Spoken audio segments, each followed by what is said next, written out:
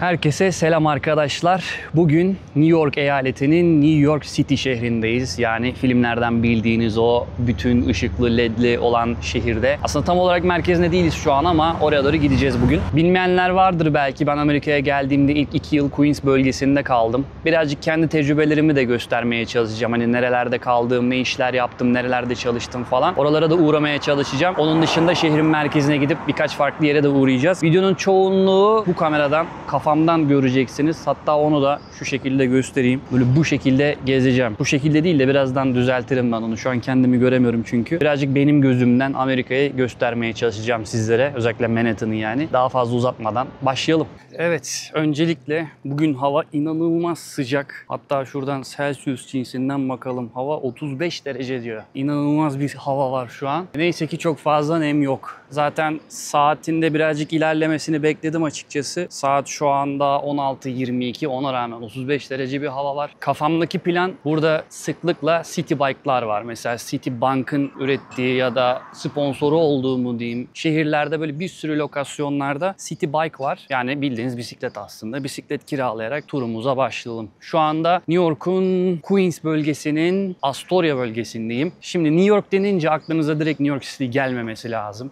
Doğrusu çünkü New York kocaman bir eyalet. New York City dendiği zaman aslında o filmlerde gördüğünüz o büyük şaşalı şehri kastetmiş oluyor. New York City'nin de 5 tane borosu var arkadaşlar. Boro ne demek? Türkçe karşılığını ben de bilmiyorum ama bölge diyelim. Manhattan var, Queens var, Brooklyn var, Bronx var. Bronx bilirsiniz belki o Harlem'in falan olduğu yerler. Bir de Staten Island var. Staten Island'a hiç gittiğimi hatırlamıyorum ama benim hayatım genelde Manhattan, Queens, Brooklyn arasında geçmişti ilk 2 yıl. Şu anda Queens'in de Astoria bölgesindeyiz. Ben Sunnyside kısmında yaşıyordum. Oralara da gidince gösteririm, bilgiler vermeye çalışırım. Şu anda kendime bir tane şey arıyorum. Lyft'in kendi uygulamasından. Uber ve Lyft birbirine çok benzer iki şirket. İkisi de biliyorsunuz.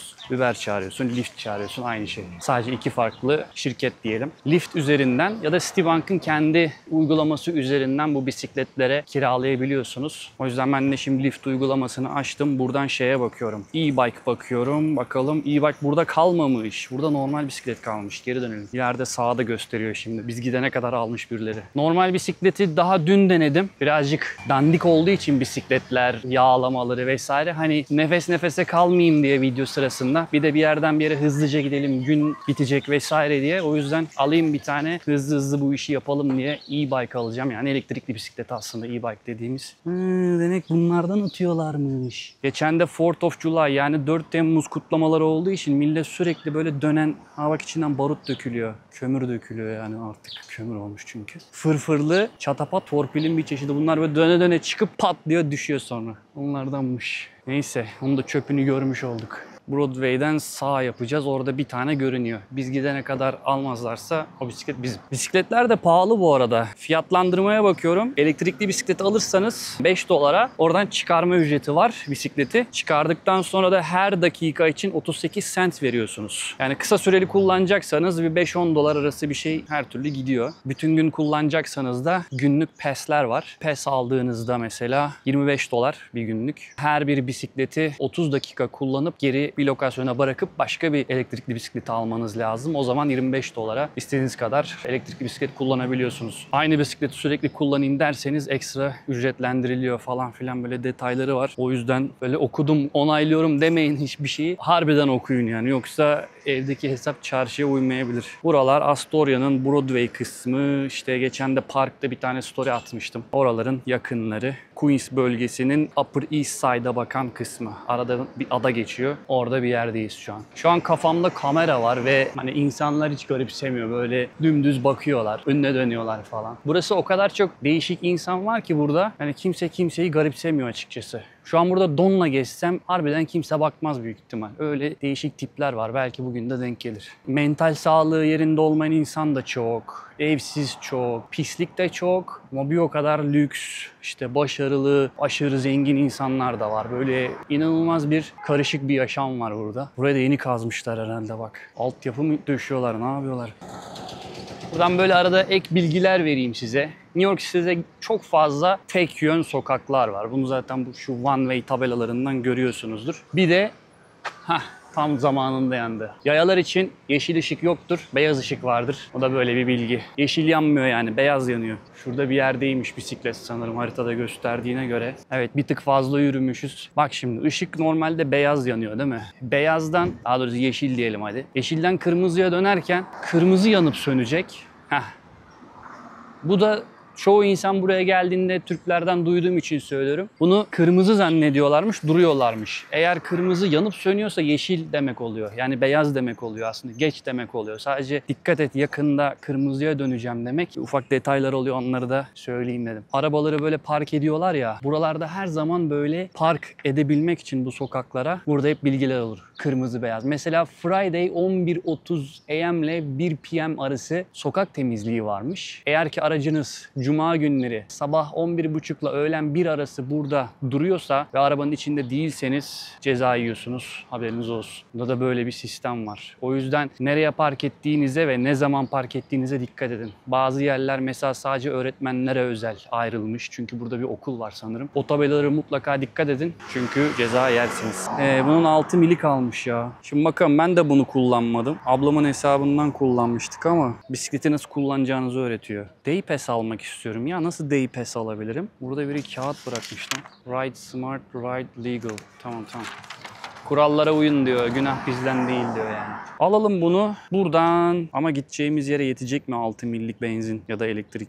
2 milmiş buradan. Yürünür bile ama vakitten tasarruf için alalım bunu. Çok güzel. Bisiklet yollarını bile gösteriyor Google Maps. Orada da artık bırakacak bir yer buluruz. Ya vardır umarım. Çünkü uygulamada şöyle gösterdiği gibi işte buralarda var mesela. Yakınları gösteriyor galiba sanırım. Çünkü buralarda da var bir sürü de. Şu yeşil hatlar da büyük ihtimal bisikletlere özel ayrılmış yerler. Neyse deneyelim. En kötü geri bırakırız ya. Tamam, $1 açılış ücreti. Sonra katlanarak artıyor sanırım. Şimdi diyor Day-Pass almak ister misin diyor. $25. $25'lık sürer miyiz ya? Belki oradan oraya. Hadi alalım günlük. $25 şimdiden gitti arkadaşlar. Kanalıma abone olmayı, videoyu beğenmeyi ve yorumlara yorum bırakmayı lütfen unutmayınız. Hatta dayınızla, nenenizle falan paylaşın. Tıklasınlar. Vergisiyle birlikte $27 oldu. Şimdiden $27 oldu bu videonun değeri arkadaşlar. Kilidi açıldı. Artık bu bizim. Sidewalk'ta kullanma diyor da şimdilik başka yer yok hocam. Gideceğimiz yerde. Keşke bunlara bak telefon tutacağı koysalarmış. Neyse ben bunun sesini açayım. Cebimden bağırsın. Ya da şöyle bakayım ben buna bir. Bu buraya sığar mı? O ışıklı ha. Benim bacaklar kısa hocam. Bunu ben bir indireyim birazcık. Elektriği kendi mi lan?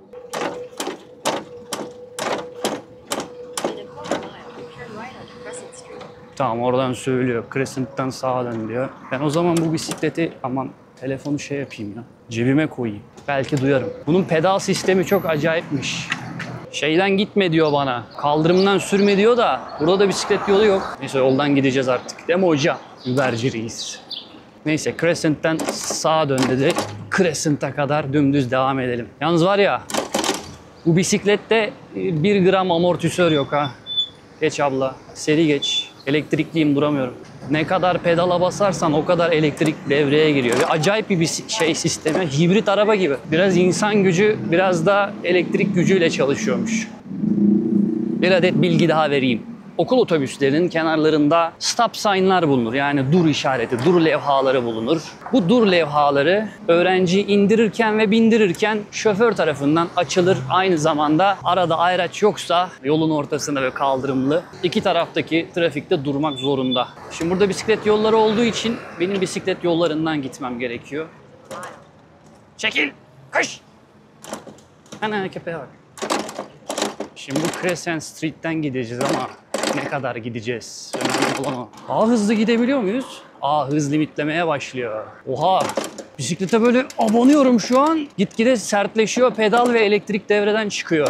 Bu arada yeni bir bilgi. Normalde bisikletler kırmızı ışıkta geçebiliyordu eskiden. Bunu da yeni öğrendim ablamdan çünkü o burada yaşıyor. Artık bisikletler kırmızı ışıkta geçerse bu bildiğiniz federal suç oluyormuş. Çünkü Trump geldiğinde bunu birazcık oynamış bu yasayla. Sebebi de şu: çok fazla kuryelik yapan göçmen olduğu için, hani yasa dışı ya da green card'lı ya da sadece çalışma izniyle falan, bunları büyük bir suça çevirmiş. Bunları geri gönderebilelim ülkelerine diye. Böyle bunu bir federal bir suça çevirmiş yani kırmızı ışıkta bisikletle geçmeyi.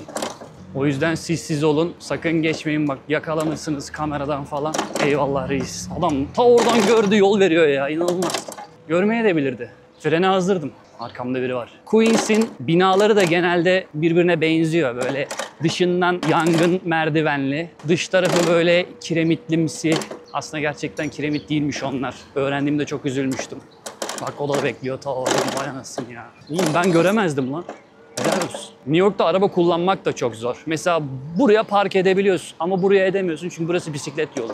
Belediye demiş, şehrimizi demiş, full bisikletle gezilebilecek hale getireceğiz demiş. O yüzden böyle özel bisiklet yolları yapmışlar, düzeltmişler buraları. Bunlar eskiden normalde dümdüz şerit, araba şeridiydi. Mesela arabalar, daha doğrusu şerit değildi, araba buraya park ediyordu. Ulan ne biçim çukur. O sırada yollar değil mi? Buraya park ediyordu arabalar. Bisiklet yolu yoktu. Burası normal bir şeritti falan filan. Şimdi ne yapmışlar? Demişler ki bisikletler buradan gitsin. Siz buraya park edin. Şeritte tek şeride düşmüş. Öbür şeritte bir park yeri daha var. Böyle bir şeyler yapmışlar işte. Oynuyorlar sürekli. Evet, buraların ev yapılarından bahsediyordum. Buralar kiremit görünümlü. Dıştan merdivenli böyle. 3-4 katlı evler oluyor genelde Queens'te, işte Astoria'sında bilmem nesinde ama tabii giderek yüksek binalara doğru evriliyor çünkü şehir limitli bir boyutta. Eski de bir şehir yani 1900'lü yıllardan beridir insanlar burada yaşıyor yoğun olarak. Yer kalmadığı için de, ulan zil varmış ha yanlışlıkla değdim. Bisikletleyiz sonuçta.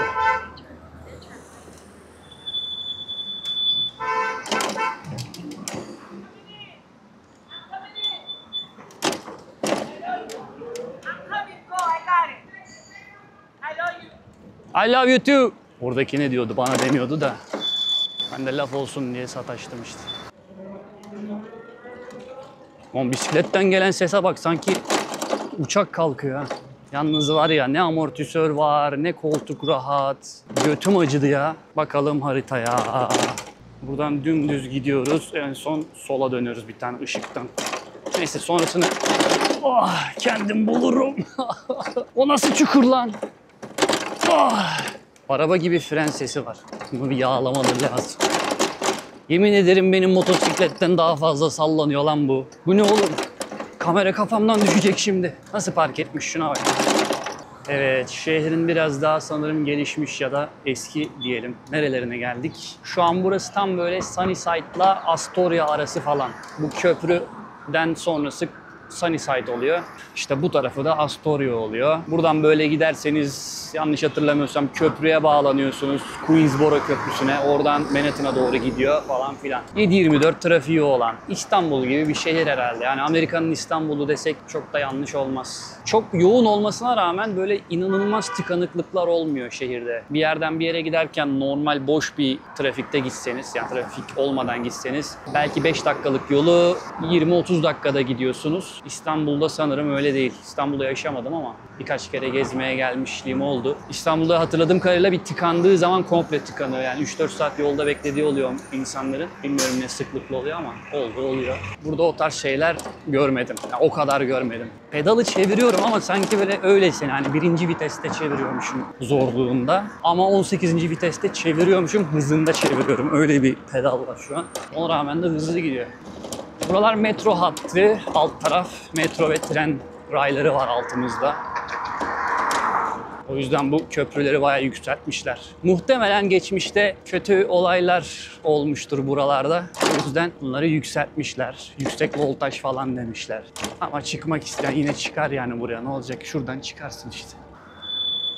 Düz gideceğimiz için düz giden şeridin bisiklet kısmında duralım. Buradan yeşil yanıyor, devam. Burası hem bisiklet hem arabaların yolu. Karşı sokağa giremezsin işareti var ve sadece sola dönebilirsin diyor. Biz de buradan sadece sola dönelim. Bisiklet şeridi varmış şurada, oradan gidelim. Adam heybet takmış lan. Muhtemelen işine bisikletle gidip gelen bir inşaat işçisi. Ona benziyor.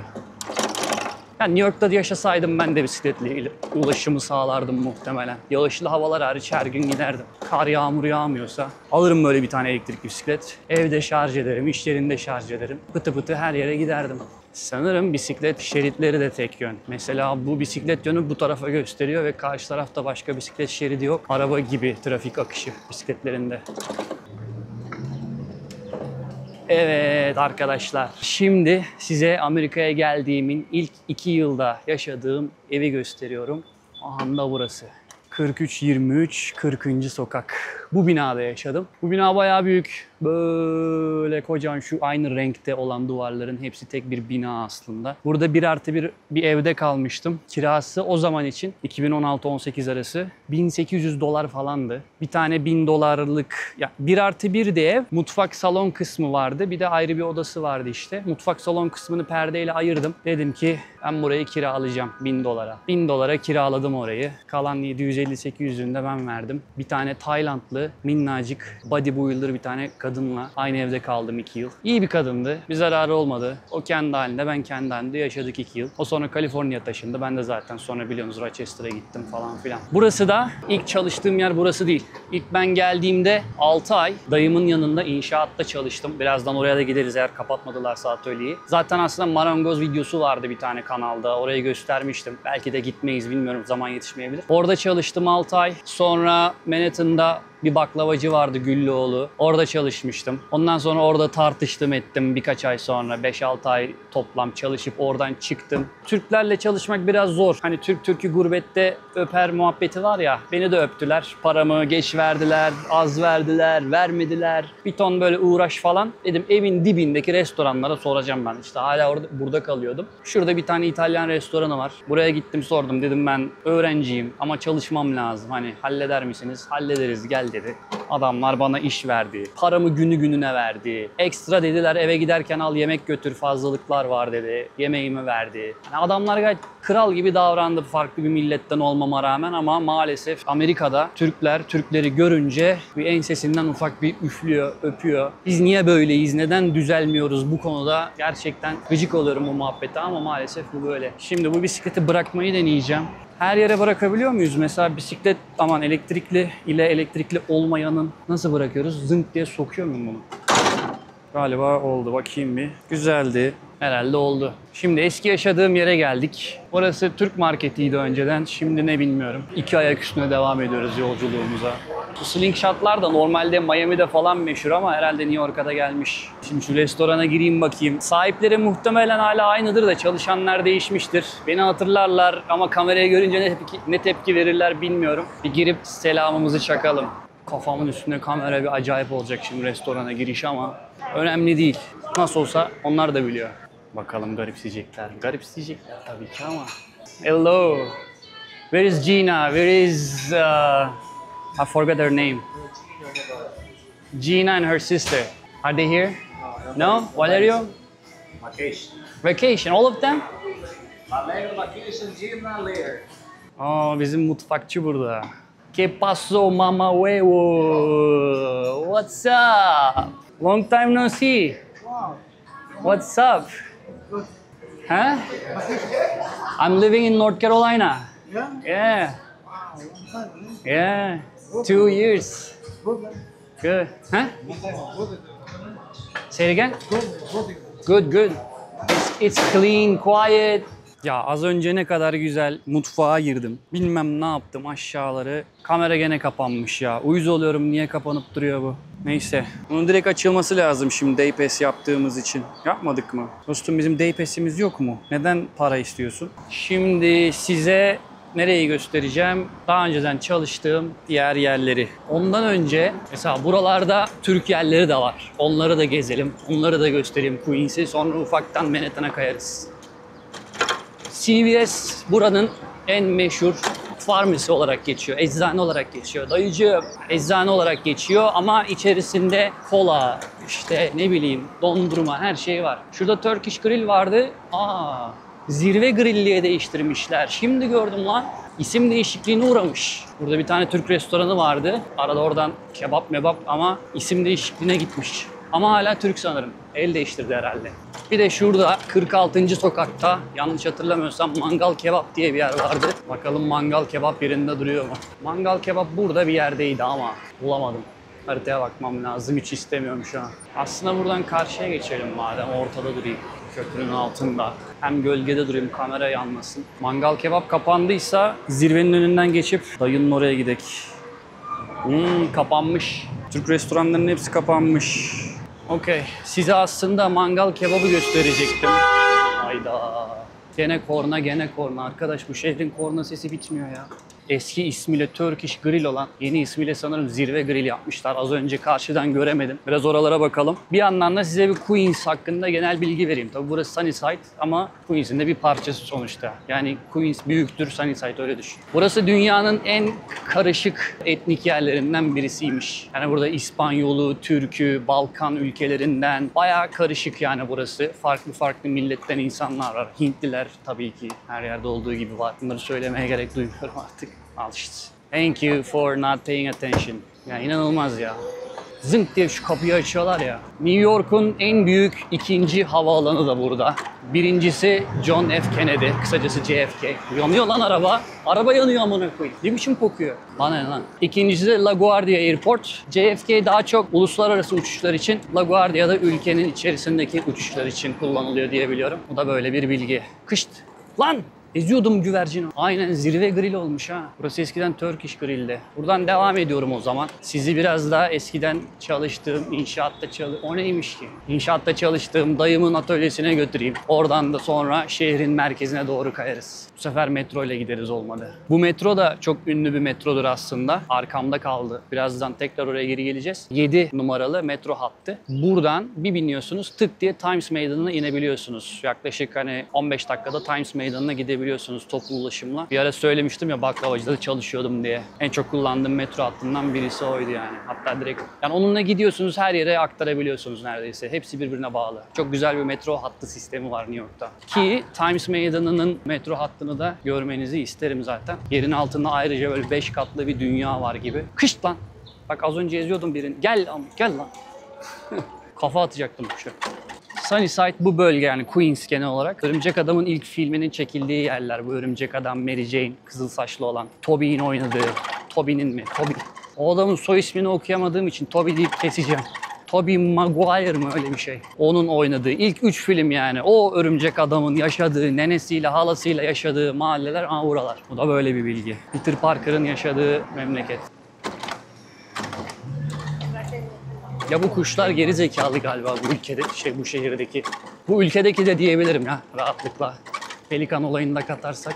Biraz mallık var buranın kuşlarında. 43. sokak. Okey, buradan aşağı kaptırıyoruz. Burada kitap satıyorlarmış. İkinci el miymiş bunlar? Textbook'lar, DVD'ler, bilmem neler. Tanesi $1 diyor. Donate. Vay be, bir sürü kitap var. Böyle bir şey yapmışlar. Burası da okulun bahçesi herhalde. Vallahi Amerika'da çocuk büyüteceksem böyle büyük şehirlerde büyütmeyi tercih etmezdim sanırım ki bir iki tane de arkadaşım oldu burada çocuğu olan. Sonradan Türk. Ya Türk anne baba ya da Türk Amerikalı arkadaşlarım oldu. Evli ve çocuklu çift. Hangisinin çocuğu olduysa zaten New York'u terk ettiler. Ya New York'un azıcık dışına çıktılar ya komple şehir değiştirdiler ya da New York eyaletinde kaldılar ama başka küçük şehirlere gittiler falan. Şehrin içinde yani burada çocuk büyütmek pek tercih edilmiyor. New York'ta ilk geldiğimde ilk çalıştığım işlerden birisi olan amelelik. Tabii burada yapmıyordum. Ofis burası, atölye burası da. Biz daha çok Manhattan'daki binaları renove ediyordu dayımın şirketi. Ben de orada yardımcı olarak çalışıyordum. Benim bir ustalığım yok. Helper olarak geçiyor zaten yani bildiğin yardım ediyordum. Getir götür, indir kaldır, çöp çıkar, yerleri temizle. Çünkü Amerika'da yer temizliğine bile yerleri süpürmeye, her gün yeri süpürüyorduk inşaatta. En ufak bir çivi kalmamalı. Çünkü ev sahibi bazen random bir zamanda gelip evi ziyaret edebiliyordu falan. Oraları hep temiz tutmaya çalışıyorduk. İnşaat işi bile çok detaylı burada. Ofis normalde bura ama buranın girişini falan değiştirdiler. Eskiden giriş burasıydı. Saat 5:20. Mesai de bitmiş olabilir. Bizimkilerin arabası da burada değil. Aynen, tanıdık bir araba göremiyorum. Muhtemelen bitirmişler. Neyse, buranın içini merak ediyorsanız bir keresinde burada canlı yayın yapmıştım. O canlı yayının kaydını da bu kanala atmıştım. Marangoz işleri diye. Amerika'daki marangoz işleri falan filan. Onu da kanalda bulup izleyebilirsiniz. Buranın içi de orada var. Biraz eski bir video ama sonuçta oradan bakabilirsiniz. O zaman buradan tekrar geri dönelim. Oradan da metro hattıyla şehre doğru gidelim. Evet, tekrardan bisikletleri yerine koydum. Şimdi son bir durakta daha duracağım. Şurada bir tane daha çalıştığım bir restoran vardı. Oraya da girip bir merhaba diyeceğim. Muhtemelen bunun da içindeki çalışanlar değişmiştir ama yine de gidip bir bakarız. Ondan sonra da metroyla Manhattan'a geçeriz. Burası da bu arada bir bakkal. Bak, Türk şeyleri var. Halva var. Helva. Bunlar böyle Bulgar, işte bizim o taraflar, Türk var. Belki biraz Arap bak. Mehmet Efendi kuru kahve. Gördün mü? Bak. Türk şeyleri var. 500 gramlığı 11 dolarmış bunun. Bu değil, bir büyüğü. Şu 11 dolarmış arkadaşlar. Burada sonra detaylı belki bir isterseniz Türk marketleri videosu da yapılabilir. Böyle detaylı ne satıyorlar Türk ürünler, ne kadara satıyorlar. Buraya çok fazla şimdi şey yapmayacağım. Ketçaplı Ruffles var mıdır acaba? Bak Amerika'da bu yok. Bütün Walmart'lara falan girdim baktım. Ketçaplı Ruffles yok. Bulamıyorum. Neyse. Çok önemli değil. Bak burada Efes bile varmış ya. Efes var, Sarı Kız var, Uludağ gazoz var lan. Uludağ soda var. Her şey var. Bu şimdiki restoranı ilk restorandan sonra açtılar. İlk açılışında, inşaatında falan da böyle yardım ettim. Sonra o sırada benim bir tane Serdar diye bir tane Türk gelmişti buraya. İş arıyordu falan. Onunla tanıştık. Ona burada iş bulmasında yardımcı oldum vesaire. Öyle kısa bir sürü hikayeler var buralarda hep gezerken. Me again. It's you again? It's me again. What you doing now? I'm good. I remember you. Yeah, You are the yeah. best customer of I this. remember you. I know, yeah. How are you? Good. Oh, you're on the bike.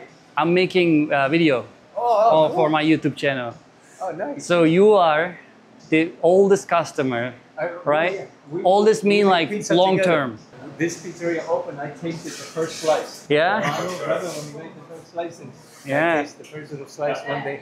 Yeah. Yeah, it's good. And I worked both places. Other You did, one, you this went on one. that You tour. remember? I'm still going to Saloluna. Yeah. But this is it. Next month, by the end of August, my wife and I, we moved to Portugal. Portugal? Yeah. I'm gonna Why live- Portugal? We picked Portugal. It's been 5 years we've been going. I'll be right back. What made you I like move it. there? The language I speak Spanish, so I pretty Okay. much speak the Portuguese. Okay. And we love it. A little city right on the water, surf town. Yeah. Beautiful women jumping in the water. And it's beautiful. And it's so central. Uh-huh. From Lisboa, I could go to Rome for 60 euros. I could go all over Spain. I could go to London. She has family in Ireland. Yeah. Everything is next door. Oh, wow. You know, short flights. Yeah, I man. love it. I'm ready. I mean, I worked enough already. I'm retired. How long did you live in New 50 York? years. 50 years. 50, wait, more. What am I talking 50? 62 years. 62 years. I came to Wow. America when I was 8. 8. From How old are you? Argentina. I'm 70. 70? I'll be 70. No yeah. way. Yeah, no, I'm Man, you look really young. I thought you were like 50 or... No, thanks. No, Wow. I'm 70. I retired now. I'm done. Yeah, That's it's why time it's time to to... leave New York, yeah. Yep. It's time to enjoy, Yeah, right? I mean, I will enjoy That's it. enough I New love York it. City. We found a beautiful apartment we're renting. Yeah. And there's 3 of us. We're doing my wife, myself, and this other lady, a friend. And we got a beautiful apartment. You can see the ocean Uh-huh. over there. It's in the village. So you come out from the little door, you know, and we have these big balconies. Yeah. It's fantastic. And Well, it's very affordable. That's the best. I'm sure compared to New York Oh, City, forget it. I It's a mean... third of New York. Yeah. Well, good to see you. Yeah, good to see I'm you, just man. gonna go Enjoy, see yeah. downstairs and you know make a nice video Oh, about my memories in here. Bunlar yeni çalışanlar, beni tanımıyor. Hey man, what's up? Beni tanımıyorlar ama kimse çeklemiyor. Şu an mutfağa doğru gidiyorum. Gerçi burası mutfak, öbür taraf pizza fırınıydı. Oraya geçtik. Burası bulaşık kısmı. Bak girmeden biliyorum ha. Buralarda neler. Aa buraya arka bahçe yapmışlar. Ne güzel olmuş. Hello. I used to work here. I'm just visiting. I want to go see downstairs. Oh man, a lot of memories. Burada yine yemeklerin hazırlandığı yerler. Oh. How are you? Tabii çoğu İngilizce bilmiyor bunların. You are new. New people working here, ha? Burası dolap, buzdolabı. Burada soğuk içkiler var, biralar falan. Buradan böyle hortumlarla bağlıyorlar, üstten bara kadar gidiyor. Oradan böyle fışt yapıyor, buradan emcükleyip yukarıya fışkırttırıyor falan. Değişik şeyler. Ben de hep buralarda öğrendim. Buz makineleri. Bir gelmişken su mu içsek ya? Oo, buraya yeni depo yapmışlar. Eskiden yoktu burası. Antonio is working here? Chef? No? No. His wife, Venezuelan. He works here, but now no. No? Like, maybe like 5 years ago. 5 years? No way. Sí, como No. 4 años. I was working here 6 years ago. Como 4 años ya tal vez, ¿no? Antonio. Antonio? Antonio. No more? No, no. How long you work here? Almost 2 years. 2 years? Oh, okay. You're not new then. I used to work here too. Yeah? Yeah, I'm just visiting now. It's nice though. They changed it a little bit. It's beautiful. All right, man. Take care. Have a good day, everyone. Bunlar bizim gibi böyle el kol seviyorlar. Samimiyet göstergesi. Hey there, bro. I'm good. How are you? Good. Good. Can I ask just one glass of water? Tap water is fine. Bu adam da 70 yaşındaymış ya. En eski müşterilerden. Huh? Turkish. You're Italian? Albania. Albanian. Arnavut. Arnavut. You speak Turkish? No. Çok güzel. Çok güzel. Seviyorum. There was a guy, right, like 2 minutes ago. He was Yeah. from Albania too, right? Yeah. Yeah, I used to work in both other places, Sole Luna and here. Ah, okay. Now I'm visiting. It's nice to see. Well, you back in Turkey now? No, I'm in North Carolina right now. Ah, all right. Mhm. How long ago did you start All here? right. Everybody's going there now. I mean, it depends what you like. If you like big city, this is beautiful. If you like green, Cost of quiet, money, yeah. little bit cheap life. Yeah. Thank you, bro. Some more is easier. I'm good, thank you. How long you been here? In United States, 9 years. You? One. 1? 1.5. How is it? Has it been for you? 9 years. Fast, slow, It was fast. good quality, bad quality. Until I got my green card, it was very slow, stressful all the time, you know. And then it's also a little bit slow until you get the citizenship. Then it just flies. Ah, thanks so much. I just want to look at the oven. Yeah, it's not with wood. It's Yeah, electric. Oo, buradan bile suratım yandı. Fazla girmeyeyim. Pizzaları burada yapıyoruz. Yapıyorduk, yapıyorlar. Bunlar da malzemeler falan filan. Güzel ya. Thank you very much. Nice to see you. See you. Thank you very much. Nice to see you. See you later.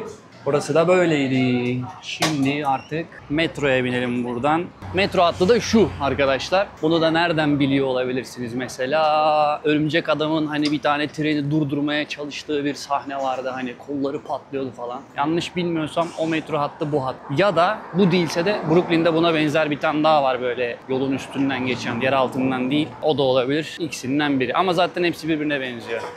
Evet, 46. sokaktaki 7 trenine doğru gidiyoruz. Metronun girişi burada böyle. Üst kat olduğu için. Çok eski bir de bunlar. Şimdi metroda ne tarafa gideceğinizi önceden karar vermeniz lazım. Bazı istasyonlarda mesela bu Flushing'e gidiyor, bu Manhattan'a gidiyor. Manhattan'a gideceğimiz için de böyle saatli ödeme kolaylığı falan da var. Eskiden metro kart satın almanız gerekiyordu. İsterseniz içine hani böyle kontör yükleme tarzı kullandığın kadar harcıyorsun. Ya da böyle her gün kullanıyorsan aylık pass'ler oluyordu. Tabii ben buraya ziyarete geldiğim için direkt saatten ödüyorum. O da aslında kredi kartına bağlı yani. Eğer kredi kartınızda temassız varsa onunla da ödeyebiliyorsunuz. Buraları biraz düzeltmişler. Eskiden bu kadar temiz, bakımlı değildi. Trenler çok eski. Yanlış hatırlamıyorsam 1900'lü yılların başlarında yapılmaya başlanmış bu metrolar. O yüzden çok eski. Hani 120 yıldır insanları götürüyor bu trenler. Bu vagonlar tabii illaki yenilenmiştir, bakıma uğramıştır. Ama yine de eski duruyor. Yani bir 20-30 yılı var gibi. Belki daha fazla, bilmiyorum. Gördüğünüz gibi pislik dolu. Şehrin iç kısımları daha da beter bu arada. Buradan da böyle birazcık Queens manzarası görebiliyorsunuz. Çok eğilmeyeyim de kamera kafama takılı zınk diye düşebilir. Şimdi biz şuralarda gezdik az önce. Restoranlar falan işte burada bir tane, orada bir tane. Dayının atölye burada kaldı. Buradan şimdi metroyla şehrin göbeğine gideceğiz. Birazcık oralarda gezeriz. Şimdi size bu metro ile ilgili bilgiler verelim. Buranın açılışı 1904 yılında açılmış. Yani birkaç yılda bunun inşaatı sürse belki 1-2 yıl en azından. Düşünün artık. Bayağı eski bir metro hattı. 36 tane hizmet hattı varmış. İstasyon sayısı yaklaşık 472 tane. Uzunluk toplamda 400 kilometre aktif çalışan hat varmış. Ki gittiğimiz yol çok bir şey değil yani belki 5 kilometre 10 kilometre gideceğiz ama düşünün yani şehirdeki toplam metro hattının uzunluğu, bu ucuca birleştirilmiş hali gibi düşün. 7/24'te açık. Yani gecenin 3'ünde, 5'inde her dakika olmuyor tabii. Belli saatler, belli günler azalıyor sıklığı ama metro her zaman aktif. Günde yaklaşık 3 milyon insan kullanıyormuş. Covid'den önce bu 5 milyon civarındaymış. Bayağı fazla, bayağı fazla. Şimdi metronun içini görelim.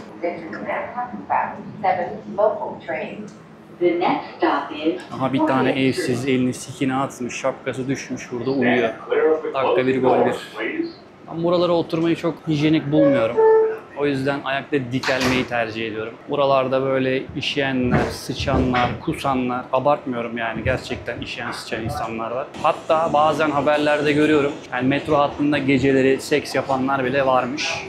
Yani görmedim henüz ama haberlerde görmüştüm. Şaşırmıyorum yani, New York City'deyseniz her şey olabilir.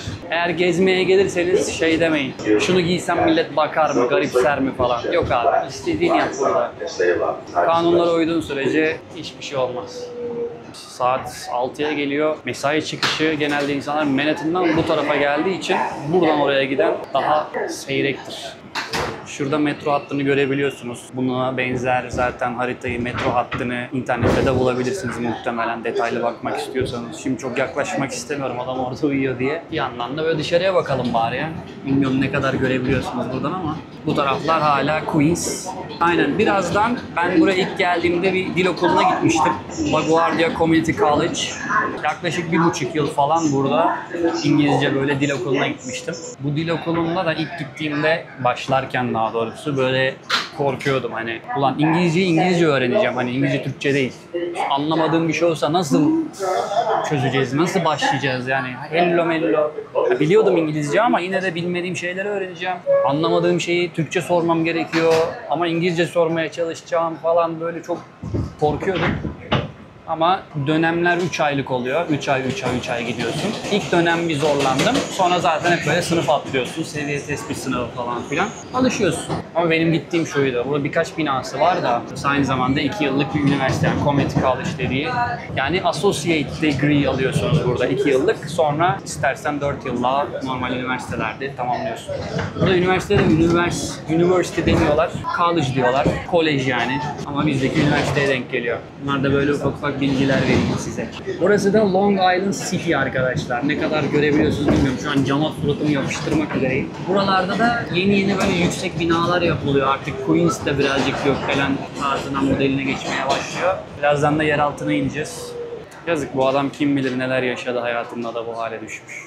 Normalde burada vagonlar arası geçiş de yapılıyor. Yani burayı açıyorsun, buradan geçiyorsun öbür vagona da. Denemedim ama. Yapmayın diyorlar genelde. Hocam tekme falan atacak bu bana ya. Yani New York City böyle arkadaşlar. New York City'de yaşamak sadece böyle güzel gökdelenlerin arasında değil, bir yandan bu tarz insanlar da etrafımızda oluyor. Yani beni rahatsız etmiyor da bundan korkan eden insanlar olabilir. Zamanla alışabilirsiniz. Alışamayanları da gördüm. Seveni de gördüm, sevmeyeni de gördüm burayı. Genel olarak söylüyorum. Hani bu birazcık buranın, bu şehrin detaylı incelemesi videosu gibi de oluyor aynı zamanda. Hem gezi hem de bütün gerçekleriyle birlikte göstermeye çalışıyorum ben her şeyi. Hani sadece güzel yanlarını görmeyin, kötü yanlarını da görün bir yerin, bir şehrin. Belki buraya taşınmak isteyen, buraya okumaya gelmek isteyen vardır.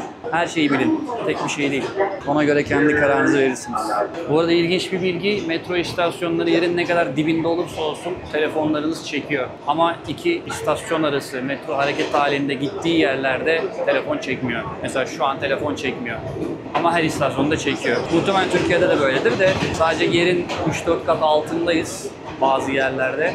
Ona rağmen o yüzden söylemek istedim. Asıl terminal bu karşısı bak. Şimdi ortam bir anda nasıl değişti fark ettiyseniz. Böyle bir mahalle aralığından dünyanın merkezine geldik. Bir yandan size bu Grand Central'ın içini gösterirken bir yandan da burayla ilgili bilgiler vereyim. Burası bütün metro ve tren hatlarının birleşme noktası. Hem şehrin içindeki metrolar hem şehrin dışına çıkan trenler burada kesişiyor gibi bir şey.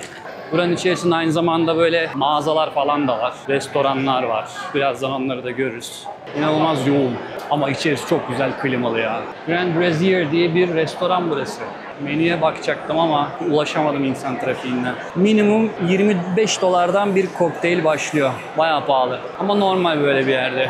Burada bir yerde akustik bir tavan varmış. O salon, yani kocaman bir yer zaten, şuna baksana. Orada iki insan salonun iki köşesinde durup fısıldaşarak birbiriyle konuşabiliyormuş. Çünkü sesler yankı yaparak salonun bir köşesinden öbür köşesine kadar sekebiliyormuş. Her yer full mermer olduğu için böyle bir ek bilgi. Ne kadar doğru yanlış bilmiyorum, deneyemedim ama zaten herkesin susması lazım. O fısıltıyı duyabilmemiz için böyle bir yerde mümkün değil. Burada bir de gizli bir peron varmış arkadaşlar. Zamanında Franklin Roosevelt otelinden tekerlekli sandalyesiyle kimseye görünmeden buraya geçip buradan trene binip çıkabiliyormuş. Fiziksel olarak hala varmış. Trek 61'di galiba. 61. hat yani. Gerçekten hala varmış ama sadece kullanılmıyormuş. Sadece o amaçla zamanında kullanılıyormuş. Burası da böyle bir Apple Store. Yani store'un böyle girişi, kapısı, duvarı yok. Direkt burası dükkan. Öyle her şey ulu orta. Bunları ele alabiliyoruz mu? Vallahi alıyoruz ama bağlı. 900 dolardan başlayan fiyatlarla aylık 37,5 falan filan. Bunların da detayına girmeye gerek yok. Amaç gezmek, fiyat değil. Kısaca burası da böyle bir tren istasyonu arkadaşlar. Dediğim gibi bir sürü hat var burada. Şehir içi, şehrin dışına giden, gelen, inanılmaz yoğun bir yer. Ekstra güvenlik olarak bu arada National Guard'lar gelmiş. Önceden yoktu bunlar. Burada tabii bir de bir sürü film çekilmiş. Mesela Madagascar, Avengers'ın 2012'deki filmi, Men in Black 1997, Friends with Benefits 2011'deki film, bir de Superman'in 1978'deki filmleri falan hep buralarda sahneleri varmış. Ya burası bayağı ünlü. İçerisi de çok güzel. İşlemeler falan. Tavanda böyle minik minik ışıklar var. Böyle yıldız havası veriyor. Mesela şurada bir tane var. Hey Sergeant, are you National Guard? I'm North Carolina National Guard. You guys are doing an extra duty. How does that work?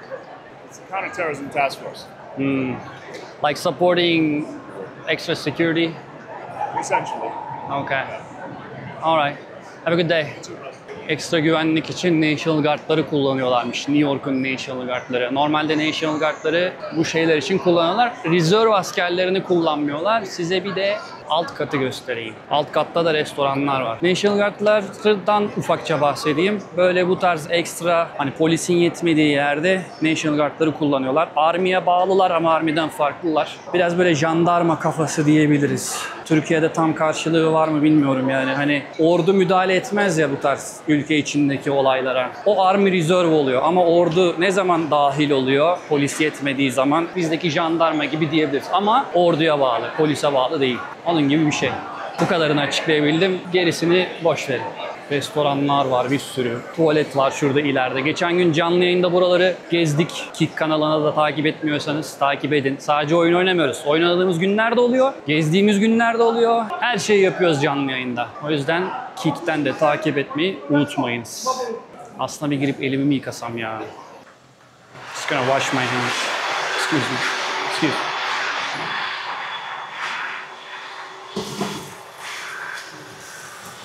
Böyle geziyorum. Kimse bir şey demiyor. Çok iyi lan.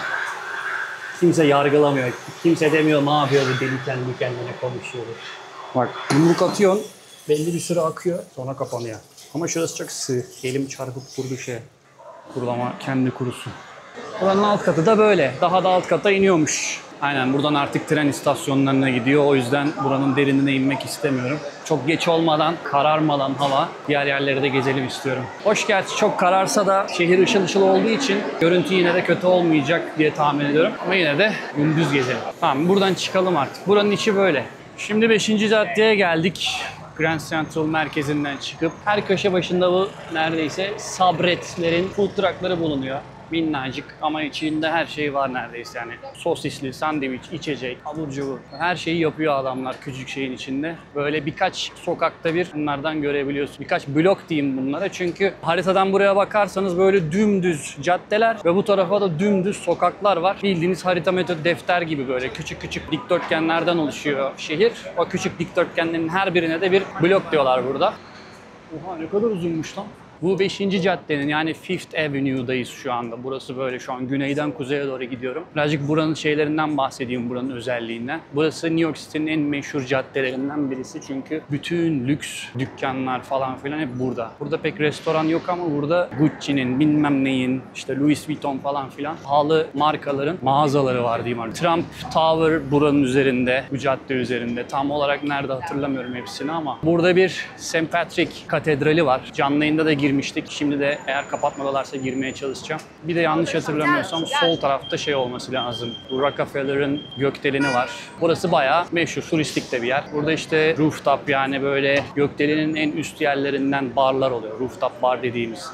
Çatı üstü bar yani. Manzarası yukarıda olan barlar var. Giriş katı değil de 50. katta bar mesela. Düşen olmuş mudur acaba? Bak şimdi aklıma geldi. İçip içip. Yine burada da şehrin içinde de çoğu cadde ve sokak, çoğu hepsi değil. Tek yön olduğu için karşıdan karşıya geçerken tek tarafa bakmanız yetiyor. Ama ne olur ne olmaz. İki tarafa da bakmak daha iyi.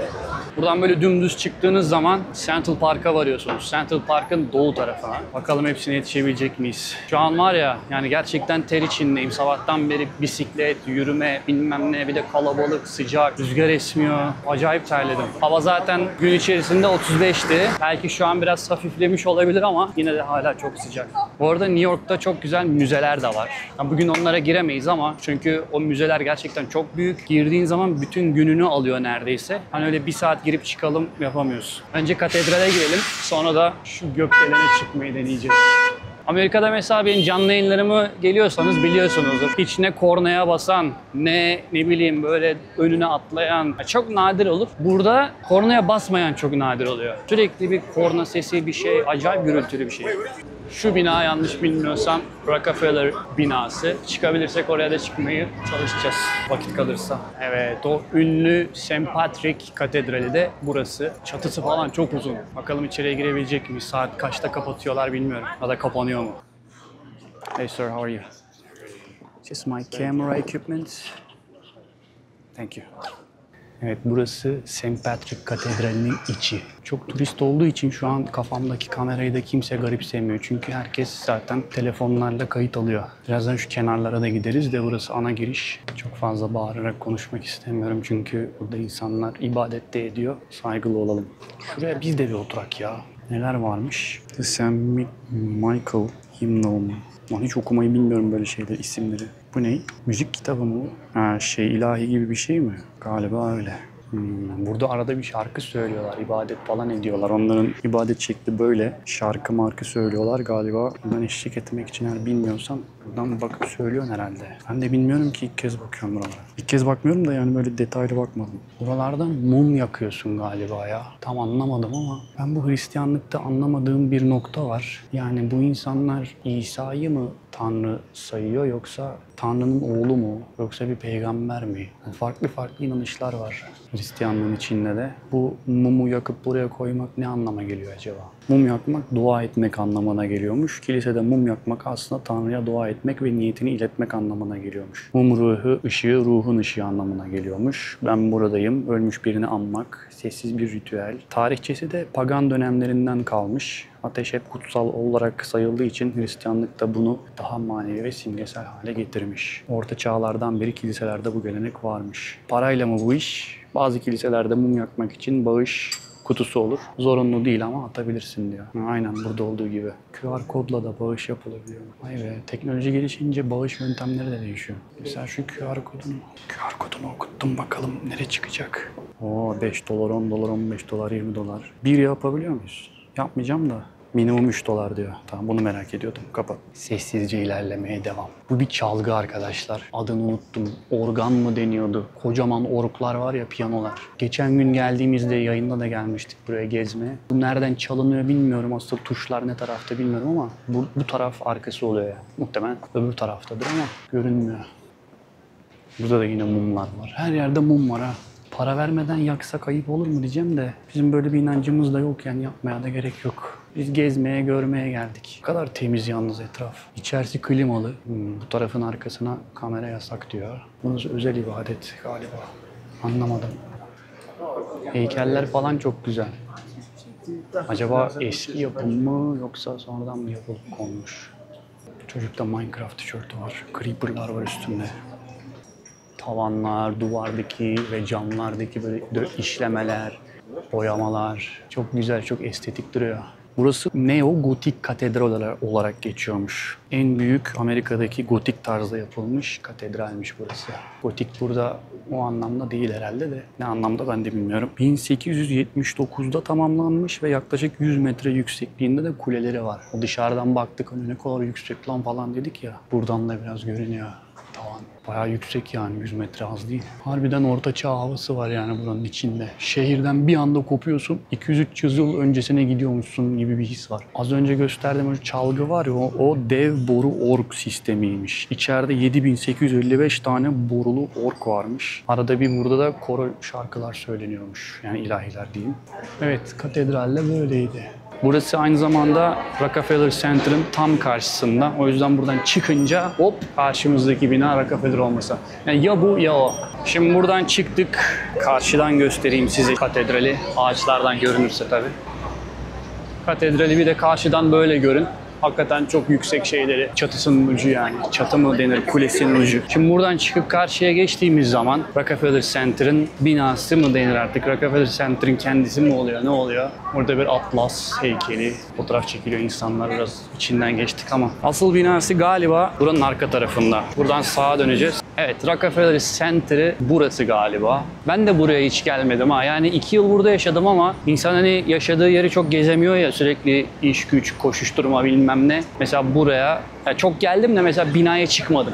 Burada geçen gün daha dinozor duruyordu lan, kocaman Jurassic World şeysi kaldırmışlar. Burada yayalar her zaman üstün ya. Direkt atlayabiliyorsunuz yola. O yüzden bu şehirde araba kullanmak çok zor. Ben de atlıyorum, herkes atlayabiliyor.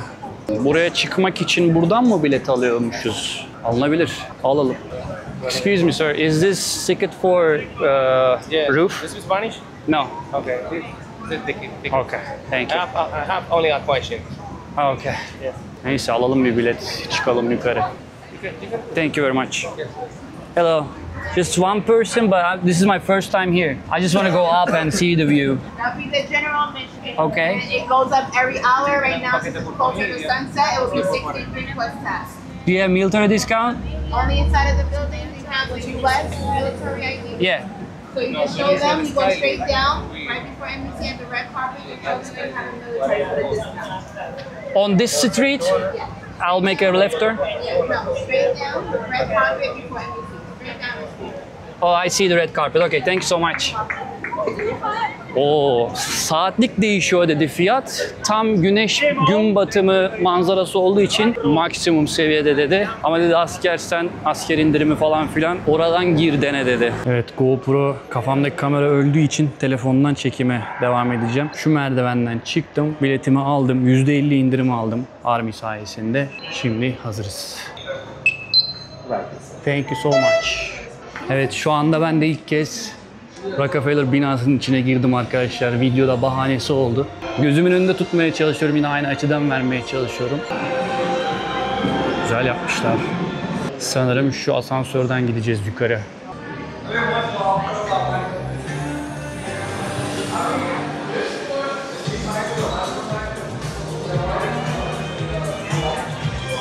Asansörün gelmesine son 3 dakika.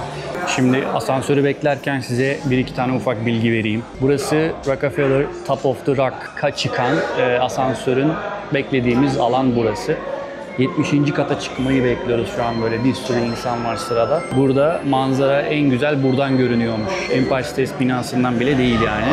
Burası 1900'lü yıllardaki bu buhran, ekonomik krizden sonra yapılmış, işsizlere iş olmuş yani o zaman için. Burada Noel ağacı çok meşhurdur burasının. Özellikle işte bu Christmas ve yılbaşı zamanları burada bir yılbaşı ağacı yapıyorlar. Yani inanılmaz çok, yani o ağacı özel olarak yetiştirip New York'un upstate taraflarından, yani kuzey kesimlerinden böyle getiriyorlar özel olarak. Buraya işte kesiliyor ağaç, getiriliyor buraya, dikiliyor. Dikiliyor dediğim yani yerleştiriliyor. Sonra böyle günlerce süslemesi, ışıklandırılması yapıyor ve yaklaşık bir ayda burada kalıyor. 50.000'den fazla ışık kullanılıyormuş o ağaçlarda. Ek olarak da NBC'nin kalbi olan Saturday Night Live burada çekiliyormuş. Şimdi kapılar açıldı. Asansöre doğru gidiyoruz galiba. Ay burası asansör değil. Burası tiyatro diyor. Burada böyle 5 dakikalık bir gösteri oluyormuş galiba. Sadece direkt binanın tepesine çıkmıyoruz yani. Böyle arkaya geçeyim de size güzel bir açı almaya çalışacağım. Arkadan böyle geniş geniş görelim. Oh tam. Bir an dedim buraya girmek için mi o kadar da para diye bir şaşırdım da. Welcome to Rockefeller Center, here in the heart of Manhattan. Home to global broadcasting, commerce, and entertainment. It all began right here, almost 100 years ago. New York, Dateline 1928. Newsflash. The Metropolitan Opera and businessman John D. Rockefeller Jr. have announced plans to build a magnificent new opera house right here in the heart of Manhattan. Dateline, October 29th, 1929. The financial world is reeling as the stock market crashes. Plans to build a new opera house quickly evaporate as money, jobs, and hope are suddenly in short supply. Which is when businessman John D. Rockefeller Jr. has a flash of inspiration. He is going to hire an all-star team of architects and build a city within the city. As this Şehrin içinde vision begins şehir to kuralım grow, demişler so bak. does the project. Az önce This bahsettiğim will be a center for ekonomik commerce, buhran art, and zamanı. communications, and he will finance the whole thing. Bu krizler hep bir anda fırsat oluyor aslında aynı zamanda. The project creates 75,000 jobs in New York Param varsa and tabii. thousands more across the country. Rising into the skies of Manhattan, it becomes a beacon of hope, the promise of a better future. As Christmas rolls around, the construction workers buy a 20-foot Christmas tree that their families decorate with handmade garlands. Up on the high steel, you'll find New Yorkers, immigrants from across Europe, and the famous Mohawk Nation Skywalkers. Walking on 18-inch beams 70 stories up while catching molten iron rivets is just a day at the office for these fearless crews. One fateful day, the workers break for a PR photo session, giving the city and the world an unforgettable image for the ages. As the work goes on, John D. wants to create more than just buildings. He wants to create a public work of art. A group of world-class artists and sculptors join the engineers, architects, and builders. Together, they create a place that captures the spark of inspiration. Almost immediately, the complex becomes known as Radio City, as broadcasts from within these walls reach around the globe. In the 1930s, radio programs broadcasting from studios just a few floors above you are heard in homes across America. Movie stars, famous comedians, and a world-class symphony orchestra played live from 30 Rock's Studio 8H, the largest radio studio in the world.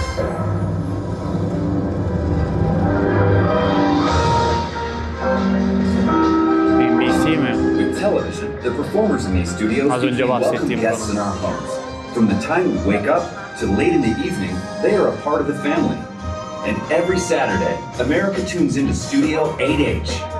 Live from New York, it's Saturday night! And high above it all, on the 65th floor, is the legendary Rainbow Room, where New York comes to celebrate. Good evening, and welcome to the Rainbow Room at the top of Rockefeller Center. Here, to step in the door is to feel like a celebrity. As you visit today, you'll feel the energy and the magic that is Rockefeller Center. And trust me, that feeling never goes away.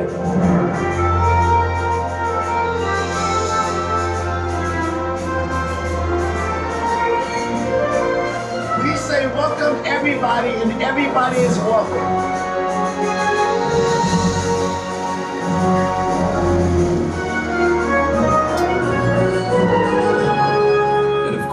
Just like those first construction workers knew, it wouldn't be Christmas at Rockefeller Center without a tree. Bu da az önce bahsettiğim o getirilen her yıl yapılan yapay kar mı? Köpük mü bu? Ne? Ne güzel yapmışlar. Az sonra buraya çıkıyoruz. Bir de beni bilenler bilir, bende bir yükseklik korkusu var deli gibi. Umarım bayılmayız yukarıda.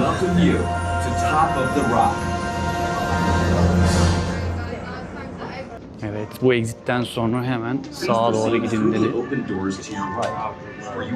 Burada adım adım yönlendiriyorlar size. Güzelmiş. Sıraya bak.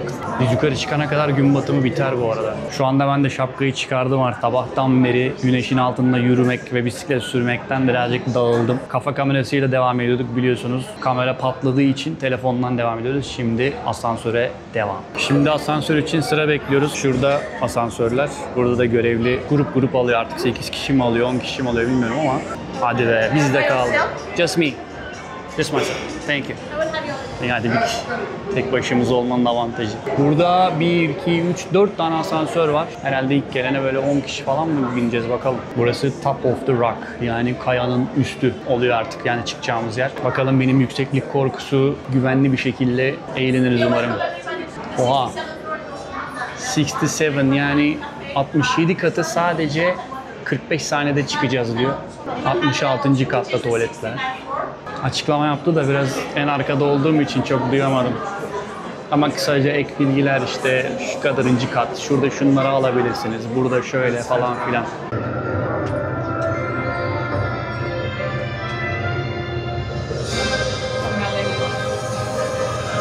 yukarı çıkma efekti koymuşlar tavana. Şimdiden kulaklarım tıkandı.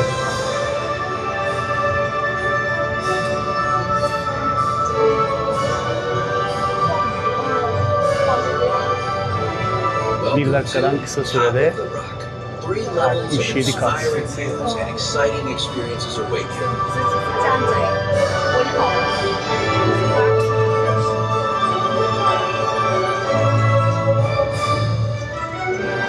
Kulaklarım 5 kez falan tıkandı galiba. Esneme yapıp duruyorum. Geldik. Welcome everyone. You guys can step off and exit right this way. Thank you. Bir an ne biçim çıktı karşımıza. Aha buradan dışarı çıkılıyormuş. Hadi bakalım. Manzaraya bak. Şuradan bir şey alabilir miyiz çıkmadan? İnanılmaz yüksek. Excuse me. Of.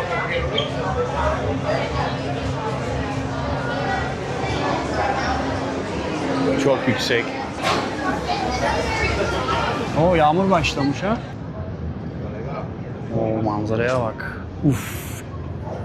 Artık bu yükseklik şeyini geçiyor gibi ya. Yani o kadar yüksek ki artık yüksek değil başka bir boyuta geçmişim gibi hissediyorum. Ah be şurada cam olmasaydı. Ya da daha kısa olsaydı keşke. Dur bakayım.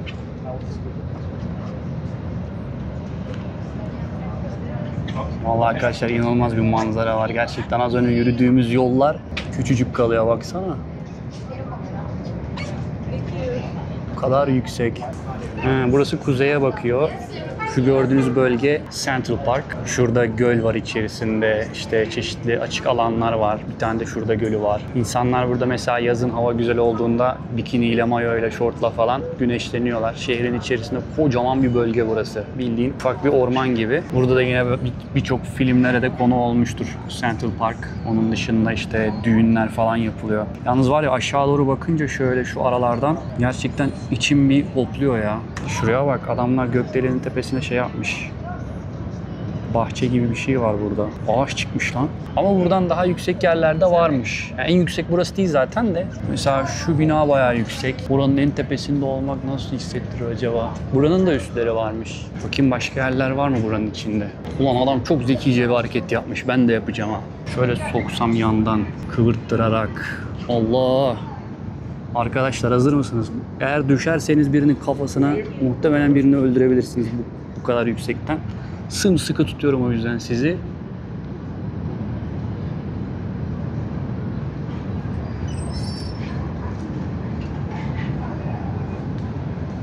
Var ya elimi ne kadar sıktığımı tahmin bile edemezsiniz oradan düşmesin diye.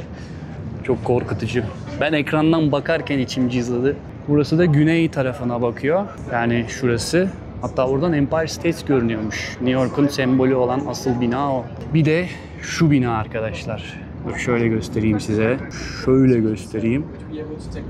Şu arkadaki böyle yarım daireli binayı görüyorsunuz. MetLife'ın sol üstü. Bu bina yanlış hatırlamıyorsam Örümcek Adam'daki Kingpin'in malikanesinin olduğu binaydı. O binada o bina işte.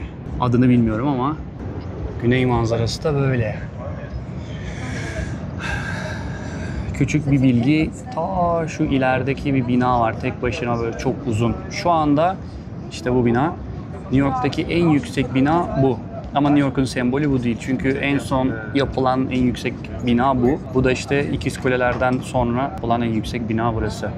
Şu karşımızda direkt gördüğünüz bina da Empire State'in kendisi. Burası da New York'taki arabaların plakalarında genelde bunun bir silüeti bulunur. New York City'nin de şeyi bu, sembolü diyeyim. Size buradan da bir tane manzara alacağım şimdi bir saniye. Hazırsanız sizi aşağı düşürüyorum. Çok iyi ya. Acaba buranın üst katına böyle merdivenle falan çıkılabiliyor mu? He, upper decks diyor. Deneyelim bakalım. Ya burayı kaç yılınlar düşün, kaç yıl önce 1930 mu deniyordu? 1930 yılında böyle bir binayı yapmış olmaları. Hadi içerisi tabii ki sürekli restorasyon görmüştür ama neredeyse 100 yıl öncesinin teknolojisiyle böyle bir bina yapmış olmaları muazzam. Evet, bir üst kata daha çıktık. Burası öyleliymiş. Bu şeyin üstüne oturuyorsun, seni indirip kaldırıyorlar. O da ayrı bir yükseklik şeyi verir ha. Bak buralara geliyorum, hiç fotoğraf çekilmiyorum abi. Video çekmeyi, böyle gezmeyi, paylaşmayı seviyorum ama bir tane şöyle Instagram'da cool fotoğrafım yok. Yılda bir fotoğraf çekiyorum. Ama story çok atarım, takip edebilirsiniz yani Instagram'dan. Evet, burası tekrar az önce bir altta olduğumuz yer. Bir tık daha yükselmişiz. Çok güzel manzarası ya. Buradan bir de öbür tarafa geçiyor galiba. Bunun da üstü varmış sanırım ama o ekstra ücret falan filan diyor da. Bir de sanırım onun üstünde böyle bir vinç gibi bir şey varmış, oraya çıkıyormuş. Bak burada bozuk para atıp şey yapıyorsun. Dürbün. Vay be diyor, nasıl yapmışlar hemen. Kimliğe bakıyor adam. Vay be, gün batımı fiyatı biçtiler bize. Aslında gün batımı saati ama hava kapalı olduğu için ve sanırım yağmur, fırtına falan gelecek. Hava full bulutlu. Çok böyle bir gün batımı manzarası şey yapamadık, göremedik. Şehir manzarası ayağınızın altında yani. Bütün Manhattan neredeyse görebiliyorsunuz. Baktığınız zaman bir de bir bilgi daha. Bu taraf New York. Şu nehirden arka tarafı New Jersey. Jersey City. Hatta şu taraftan gösterebilirsem onu da göstermeye çalışayım. Şimdi şöyle baktığınız zaman ben tam göremiyorum. Sizi böyle şeyin dışına çıkardım. Kolumu çıkardım komple. Bu taraf Central Park'ı görüyor. O arada gördüğünüz o yeşil bölge. Burası batı kısmı oluyor. Ve şu nehrin öteki tarafı artık New Jersey eyaleti oluyor. New York eyaleti değil. Yani oraya geçtiğiniz zaman bütün kanunlar değişiyor. Bütün hepsi değil yani, değişen kanunlar var. Ehliyetiniz falan değişiyor. Araç plakaları vesaire. Bir anda değişiyor. Şöyle döndüğünüz zaman da burası da güneye bakıyor. Orada ileride işte Empire State falan görünüyor burası. Yani manzarası güzelmiş buranın. Eğer New York City'yi gezmeye gelirseniz çıkmanızı tavsiye ederim. Ama açık bir havalı bir günde gezmek daha mantıklı olur. Çünkü bulut ve sis olduğu zaman böyle çok ilerisi görünmüyor. Gün batımında eminim ki burası çok daha güzel olurdu açık bir havada ama şu anda da gayet tatmin etti yani beni. Baksanıza ne kadar harika bir manzara ya. Ve inanılmaz bir rüzgar var dışarıda. Camlar burayı biraz daha koruyor ama şu an kolumu çıkardım. Uçurumun kıyısında gezdiriyorum sizi. Evet, geri içeri girin de düşüp birilerinin kafasını yarmayın. Elinize de çekiç veriyorlar şöyle. İnşaat işçilerinin zamanında nasıl çalıştığını simüle ediyor gibi bir şey. Düşün, o zamanlar hiçbir şey yok. Binanın sadece iskeletinin olduğunu düşün. Böyle demir şeyler üzerinde. Demiri, çeliktir muhtemelen de. How about to exit downstairs? You're gonna do the same thing. You're gonna go around. You're gonna go down the escalator. Okay, thank you so much. Tamam, çıkış öbür taraftanmış. Bunu ıskaladık. Buradan geldik ya az önce. Burası tek yön, çıkış. Ha, şuradaymış iniş ya, hiç görmedim. Evet, Rockefeller binası da ya da gökdeleni de artık ne dersek. Burası da böyle. Bak, zamanında çekilmiş bir poz. Adamlar böyle çalışmış ya. Kim bilir kaç kişi ölmüştür ha burayı yaparken. Güvenlik yok, bir şey yok yani o zamanlarda tabii hiçbir şey yok. Valla büyük emek harbiden. Büyük emek, büyük para. Keşke bizim dede de şuradan zamanında bir arsa alaymış da şimdi milyonerdik. Burada da hediyelik eşya kısmı galiba, az önce ilk geldiğimiz yer. Pamuk şeker satılıyor bak şeyin içinde. Rock Crystal Candy, taş kristal şekeri. Kristal şeker, bardak falan filan. Zıvır zıvır süs malzemeleri. Burada bar ve kafe kısmı var. Çok farklı bir şey olduğunu zannetmiyorum. Zaten daha da kararmadan gideceğimiz yerler var. Gidelim. Exit bu taraftan diyor. Sanırım burada bekleyeceğiz. Dur dedi. Şimdi de inişe geçeceğiz. Tur bu kadardı. Buranın turu. Bakalım inişte çıkış kadar hızlı mı? Thank you for visiting the We invite you to explore the rest of Rockefeller Center or you come back to visit us again. İnişte çok bir şov yok. Düşme hissiyatı da yok. Bir anda zınk diye inmedi yani. Sanki pavyon gibi ha.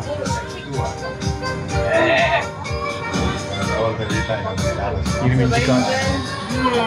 No, no está. Vardık. Please exit to the gift shop Seguro, ¿lo ahead. está mirando? Enjoy the rest of your visit. Arriba va pasando y descende. Ah, tekrar klima. Ha, buradan başka bir asansöre indik. Burası çıkış değil galiba. Aynen, buradan binmemiştik. Bizi ya da başka bir kata indirdi, bilmiyorum. Burası da gift shop. Yani alışveriş zamanı. anı zamanı bir şeyler almak isterseniz diye. Buranın makarası daha çok böyle kış sezonu olduğu için hani böyle Christmas ağaçları, yılbaşı süsleri, kar, ışık, müzik falan. O tarzda süsler çok var. Herkes her şeyi mıncıklıyor. Biz aralardan sıvışalım. NYPD şapkası ha. New York City Police Department. Bu da FDNY. Fire Department of New York. Değil mi? Hı.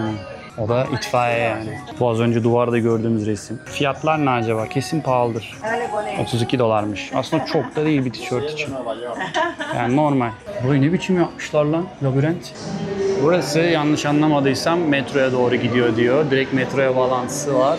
Burası da Rockefeller Plaza'nın işte skating yani kaykay alanı falan varmış. Oraya gidiyorum. Allah Allah, indiğimiz ve çıktığımız yer bambaşka. Kapalı çarşıya indik bir anda. Burada ne varmış? Dondurma. Meyve suyu zannettim, alalım diyecektim de. Hafif susadım. Biraz da enerji ihtiyacım var. Sabahtan beri yürüyorum. Yine dönüp dolaşıp Starbucks'a geleceğiz herhalde anlaşılt. Buradan böyle meyveli bir şeyler alalım bari. Ya da hafif şekerli. Şimdi buradan Under 30 Rock dediği galiba ya 30. kattayız ya -30'dayız. Ben anlamadım burayı. Nereye geldik? Hala binanın içindeyiz. Az önce Starbucks'tan şöyle meyve suyu gibi bir şey aldım. Biraz enerji ihtiyacım var. Daha yürüyeceğiz çünkü. Ben önce bir tuvalete doğru gideyim. Ondan sonra da binadan çıkıp sıradaki durağımız olan Times Meydanı'na doğru. O örümcek adamla Yeşil Goblin'in savaştığı, yüksek LED ekranların olduğu, 7/24 ışıl ışıl olan meydana doğru gideriz. Şimdi anladım biz neredeyiz. Tamam, burası -1. kat, -30 falan değil. Tamam, birazdan çıkarken neresiymiş anlatırım. Önce bir tuvalete gireyim. Evet, ihtiyaç molasının ardından tekrardan işimize dönüyoruz. Yalnız dışarıda fırtına çıkmış ya. Oha. Ne oluyor böyle? Bayağı rüzgar ve yağmur var. Eyvah. Eyvah.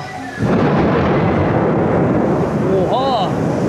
Lan tam çıktım, yıldırım düştü anasını satayım. Lan ne oluyor? Tam da gökyüzüne bakıyordum ha, hava nasıl değil, kör oluyordum. Neyse ben yine de anlatmaya devam edeyim bari. Kışın burayı buz pistine çeviriyor burası.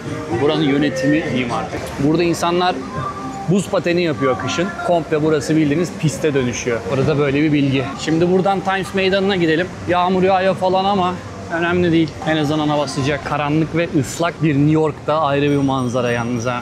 Şöyle şuradan bakarsanız güzel manzarası gerçekten.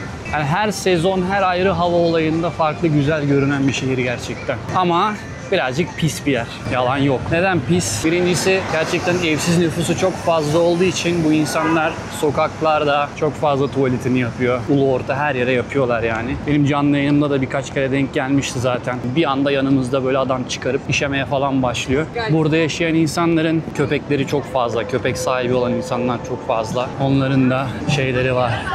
Merhaba. Tam da video çekiyordum ha. YouTube için. Evet. Bir şey olur mu? Vallahi işinizi bölmeyeyim ya. Tam yağmur yağıyor, sizin güzel zamanınız. Biraz içmek bir zaman yani. Öyle mi? Genelde yağmur olunca iyi oluyor ya. Oluyor da çok yağmur var ya, o yüzden He. yapmak istemiyorum. Alsın. İyiyim, sen nasılsın? Siz nasılsınız, ne yapıyorsunuz? Sen Türksün herhalde. Konuş. Ha. I thought you were Turkish. I was like, why doesn't he speaking? Benziyor. You look like Turkish. Ben şu an North Carolina'da sosyal medya full. Tır? Ehliyet aldım da daha iş bulmadım. Daha başlamadım. Yok, şu daha yeni bakıyorum da bulursam çıkacağım. Bulamazsam sosyal medya devam. Belli bir zaman için bence daha mantıklı ya. Aynen yani 2-3 yıl falan. Sen ne yapıyorsun? Ben şu anda sadece onu yapıyorum. Senin adın ne? Aleyna. Aleyna. Memnun oldum. Şöyle şey yapayım. Yok abi. Şey videosuna bayılıyorum ya. Pelikan deme. Pelikan ayrı bir şey var ya, sağa dönün. Ha, sade. Azeri şey. Onu çok biliyorum. Reis. Ne zamandır buradasın? Yeni mi? Bir sene oldu. Bir sene. Yeni sayılır. Önce Ohio'daydım. Ha. Sen aldın mı ehliyet? Ohio'da ya can ehliyet falan ondan dedim. Onların yanındaydım zaten. Ha, onların yanındaydın. Çalışıyordun. Videomuz falan var onlarla. Hadi ya. Ben görmedim. Bir görsem hatırlarsın. Ne diye aramam lazım? Can'ın şeyinde TDP'nin şeyinde mi? Ben de vardım. Okey. Böyle yani gördüm, selam Anladım. İyi yaptın ya. Teşekkürler. Ben de Times'a doğru gidiyorum şimdi. Aynen. Biraz Times'ı gezeceğiz. Güzel güzel. İzliyorum Öyle. ben bazen çok gülüyorum yani. Aşırı Teşekkür. O Pelikan olayı hele var ya, beni O 40 yılda bir gelir ya. Okey o zaman. Tamam. Teşekkür ederim. Memnun oldum. İyi akşamlar. İyi akşamlar. Keyfin nasıl? İyi, sen nasılsın? Aynı. Herkes Türk mü? Kürdüş. Karışık. Hepimiz karışıyoruz. İyi güzel. Buradakiler hepsi Türk abi. İyi, ben Times'a doğru kaçıyorum çok ıslanmadan. Kendine iyi bak. Hadi kolay gelsin. Tam çıktık, Rockefeller'ın yanında pedikepçi oluyor bu arkadaşlar da. Bunlara pedikep deniyor. Yani insanlı, bisikletli taksi gibi bir şey. Kısaca o gördüğünüz şeylere pedikep deniyor işte. Bunlar da Uber gibi. Taksi arası, Uber arası karışık bir şey. Yeni gelen insanların çoğu bu işlerden yapıyor burada. Güzel paralar kazandıkları da oluyor. İyi bir sezonda, iyi bir günde. Bazı günler hiç para kazanmadıkları da oluyor. Öyle bir iş. Ama o gördüğünüz bisikletlerin çoğu elektrikli. Yani pedal çeviriyorum falan diyorlar da aldırmayın, bildiğiniz altta elektrikli motor var. Pedalı yalandan çeviriyorlar. Kusura bakmayın, bu kanalda doğrular konuşuluyor. Pedikepçi arkadaşlar kızmasın bana da. Şimdi buradan sizi Times'a doğru götürüyorum. Hava biraz yağmurlu olduğu için şu elimde bir meyve suyu var ya, onu bitireyim. Elimle mikrofonu da şey yaparak, siper ederek gideceğim. Telefona bir şey olmuyor da mikrofon bozulabilir. Neyse, mikrofonumu tişörtümün içine aldım. Şu an inanılmaz rüzgar esiyor. Bilmiyorum ses geliyor mu ama yağmur bir yandan devam ediyor. Hava durumuna bakmıştım aslında evden çıkmadan önce. Gece 2'ye kadar yağmur görünmüyordu ama saat şu an 8 olmasına rağmen bir anda bastırdı. Az önce de aldığım meyve suyunu gömdüm. Çok bastırdığı yerde bir metronun altına girdim. Yani metro istasyonunun içine girdim daha doğrusu. Orada bunu hemen yedim, böyle içmedim yani. Zevk alarak içmek yerine böyle bir besinmiş gibi tükettim bunu hemen. Geçenlerde yayında şeyi oynamıştık. GTA 4 Remastered Edition'ı, böyle yüksek grafikli eski oyun ama hani yenilenmiş diyeyim daha doğrusu. Böyle kasvetli bir hava. Şu an aynı o. Şu an aynı GTA 4 havası var yani. Şuradan geçelim. Nasıl olsa o tarafa bir tane döneceğiz. Yağmur ara ara hızlanıyor ya. İnanılmaz. Neyse, Times Meydanı'nda görüşürüz. Arkadaşlar az önce felaket bir yağmur yağdı. Mikrofonu şöyle içime sokuşturdum ıslanmasın diye ama öbür telefonun şeyi ıslanmış. USB girişi ıslandığı için bu sefer iPhone'dan çekim yapmaya başladım. İlk kafe kamerası, sonra Android, şimdi Apple'a geçtim. 3 farklı kamerada test etmiş olduk. Şu anda da Times Meydanı'na geldim. Şöyle bir çatının altına sığındım yağmur dinene kadar. Şu an biraz hafifledi. O yüzden turumuza devam ediyoruz. Bu videoda çok emek var, çok ıslanma var, gökyüzü var, çok şey var. Beğenip takip etmeyi, neyse devam. Evet, turumuza devam ederken şurada bir Hershey'in çikolata dünyası var. İstiyorsanız hazır gelmişken buranın da içini size göstereyim şöyle. Şu Reese's çikolataları var ya, hayatımda yediğim en boktan çikolata olabilir. Yiyen, tadan var mı bilmiyorum. Fikirlerinizi paylaşırsanız sevinirim. Bir ben miyim bunu beğenmeyen? Dünyada demesem de Amerika'da çok ünlü, en çok tüketilen çikolatalardan biri bu olabilir belki ama ben denedim, gerçekten böyle şeker komasına girecek kadar şeker basmışlar içine. Başka bir numarası yok bence. Kurabiyelere bak. Kocaman ha. Tanesi $6. Burada bir diğer rezalet mi rezalet, iğrenç mi iğrenç bir şeker çeşidi ya da jelibon mudur nedir? Ne zıkkımsa. Şu Twizzlers denilen böyle kırmızı, jelibon kıvamı, tadı çileğe hiç benzemeyen, böyle sanki laboratuvarda üretmişler gibi iğrenç bir şey bu da. Bu da onların varyasyonları galiba. Türkiye'de ve Avrupa'da aldığım, yediğim, Avrupa'ya gitmedim de yani hani oranın ürünü olan çikolatalar falan çok daha güzel bence. Hershey'in çikolataları bile çok güzel değil. Yanlış bilmiyorsam bizim oralarda ve Avrupa'da şeker pancarı kullanılırken, şeker amaçlı, şeker için, burada şeker kamışı kullanıyorlar. Bu bile tadını değiştiriyor birçok şeyin. Yani öyle biliyorum, yanlış biliyor olabilirim. Ama hakikaten tatları farklı bence. Oradaki çikolatalarla buradakilerin. Bunların göz boyamaları güzel. Yani harika görünüyor falan. Bunlar gerçi plastik büyük ihtimalle. Hani görüntüsü güzel, böyle bol kocaman porsiyonlar falan. Ama yani şuradan hani sevdiğin bir marka var mı desen KitKat vardır bir tek. Diğerleri bayağı dandik. Yani bana hitap etmiyor, bilmiyorum aranızda seveniniz var mı ya da bunlardan Türkiye'de satılıyor mu bilmiyorum. Bu burada çok meşhur bu Reese's'lar ama dediğim gibi Türkiye'de durum ne bilmiyorum. Buradan da çıkıp artık Times'a geçebiliriz. Ve burası da Times Meydanı. Yağmurdan dolayı birazcık kalabalık dağılmış ama yine kalabalık. Kalabalık dinince hemen geri gelmişler. Bu arada tam gün batımına yağmur açıldı şurada. Aradan göstereyim size. Çok güzel görünüyor gökyüzü. Keşke tam şu an asıl şeyde olsaymışız. Gökdelenin tepesinde. Bu tarafta böyle görünüyor. Yolun ortasında da çok dikilmeyelim, gidelim. Ne güzel gündüz ve açık bir havada başladığımız video şu an akşam ve yağmurlu bir havada devam ediyor. Bir yıldırım gördük, her şeyi gördük bir gezide. Bakalım daha başımıza neler gelecek. Şimdi burası Times'ın artık göbeği. Daha da ortası yok. Yani New York City'nin merkezinin merkezi. Şu an buranın kokusunu tasvir edeyim size. Bu aşağıdan metro hattının havalandırmaları bunlar. O yüzden aşağıdan böyle bir kullanılmış pis hava kokusu geliyor. Birazcık sağdan soldan ot kokusu geliyor. Ot içen çok fazla insan var. Böyle bir hava. Burayı kapatmışlar yağmurdan dolayı hemen. Normalde şu merdivenler açık oluyor. Buradan birazcık daha merdivenin tepesine çıkabiliyorsun ama sanırım yağmurdan dolayı burayı kapatmışlar, evet maalesef. Şu dayıya soralım, bu yetkili bir dayıya benziyor. Sir, is this closed because of the rain? Is it gonna be reopened? No? Okay. Dayı da uçmuş. Neyse biz de buraya dikilelim şöyle. Şimdi burası ile ilgili de birkaç bilgi vereyim size. Burasının eski adı 1900'lü yılların öncesinde Longacre Square'miş. Ama Times gazetesi buraya merkez binasını kurunca burasının adı Times Meydanı olmuş. Bir de dikkat ettiyseniz burada sürekli dışarılarda binanın dış cephelerinden bu tarafa bakan kısımlarında hep LED ekranlar var kocaman kocaman. Bunları yapmak zorunluymuş. Yani atıyorum sen şu binayı satın aldın, sonra da dedin ki hocam ben istemiyorum dışında böyle bir LED ekran. Öyle yok. Mecbur basacaksın diyor yani LED ekranı dışarıya.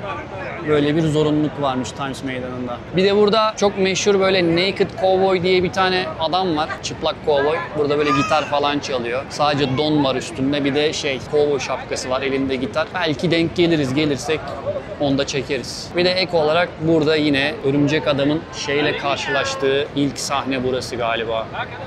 Şu büyük yer. Aynen şu ledlerin olduğu yer. Burada böyle onu duvara çakıyordu, binaya çarpıyordu falan. Yeşil Goblin'le Örümcek Adam karşılaştığı ilk sahne burası. İnanılmaz bir kalabalık var. Yağmurda bir tık seyrekti ama bak yağmur bitti. Yine hemen doldular. Ve gördüğüm kadarıyla Amerika'nın içinden de dışından da her yerden turist var burada bol bol. Sürekli böyle maskotlar falan var. Kostüm giymiş insanlar var. Onlarla böyle fotoğraf çektiriyorsun. Para veriyorsun istediğin kadar. Ya da konuşuyorsun falan. Bak mesela şuradan dönerli, yanarlı dönerli fotoğraf da çektirebiliyorsun. Telefonunu buraya koyuyorsun. Şurada dikiliyorsun.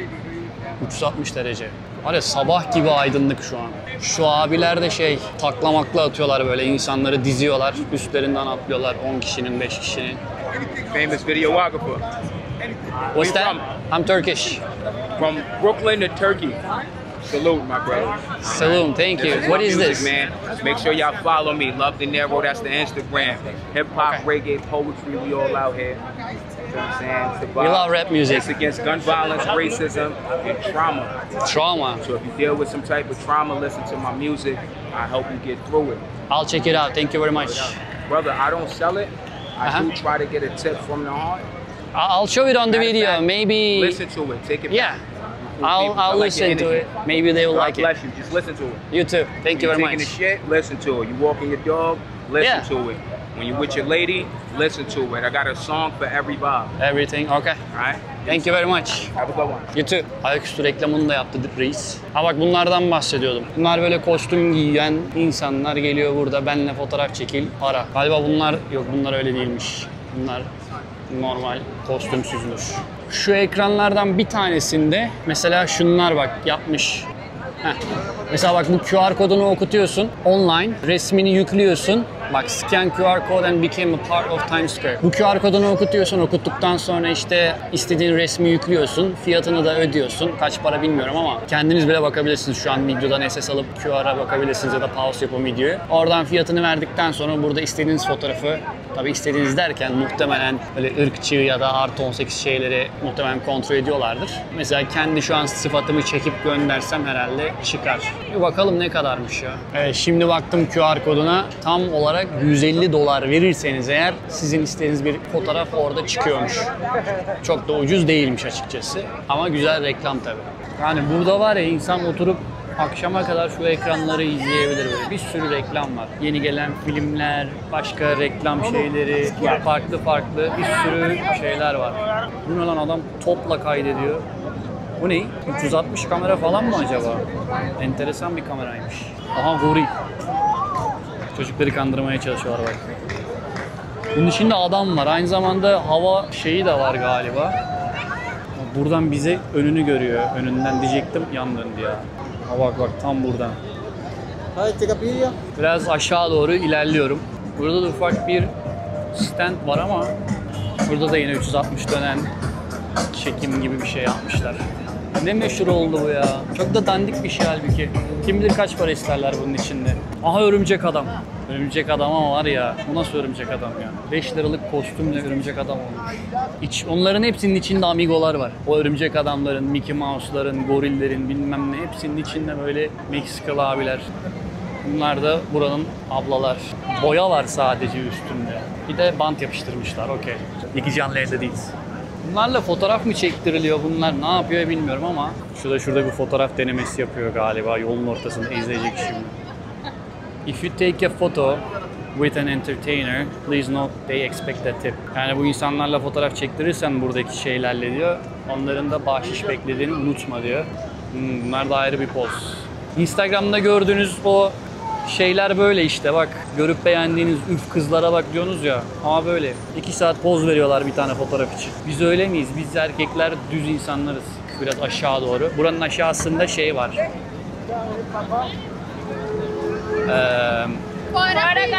Hard Rock Cafe var. Oraya da girebiliriz. Bunlar New York'taki otobüs turları. 2 katlı, üstü açık. Tura katılmak istiyorsanız onlara biniyorsunuz. Şöyle bir manzara alayım. Bak pedikepçi arkadaşlar. Hareket yapıyor. Herkes kamera görünce hoşuna gidiyor burada. Kimse demiyor yani niye beni çekiyorsun falan. Hatta çekmeyince falan kızıyorlar öyle bir şey. Herkes yabancı ama belli yani. Zaten burada yaşayan insanın pek buralarda gezeceğini zannetmiyorum. İşi olmadığı sürece. Tam önüne geldik. O meşhur New York'un merkezindeki, Times'taki Hard Rock Cafe. Buranın aslında bence çok bir makarası yok ama yine de gelmişken sizi götüreyim oraya da. Şöyle gidelim usta. Heh. Oo. Girişte direkt kocaman bir gitar var arkadaşlar. Müziğe göre mi hareket ediyor acaba? Ben buraya çok yıllar önce gelmiştim. Burada yaşarken ilk geldiğim zaman falan. Hala bak hala saçım sırılsıklam. Evet tişörtler 37, 40, 35 değişiyor. Neyse bir de buranın alt katı var. Yanlış hatırlamıyorsam alt katında buranın şeyi var. Restoran, bar gibi bir şey var. Şurada bir motosiklet var. Şöyle bir motor.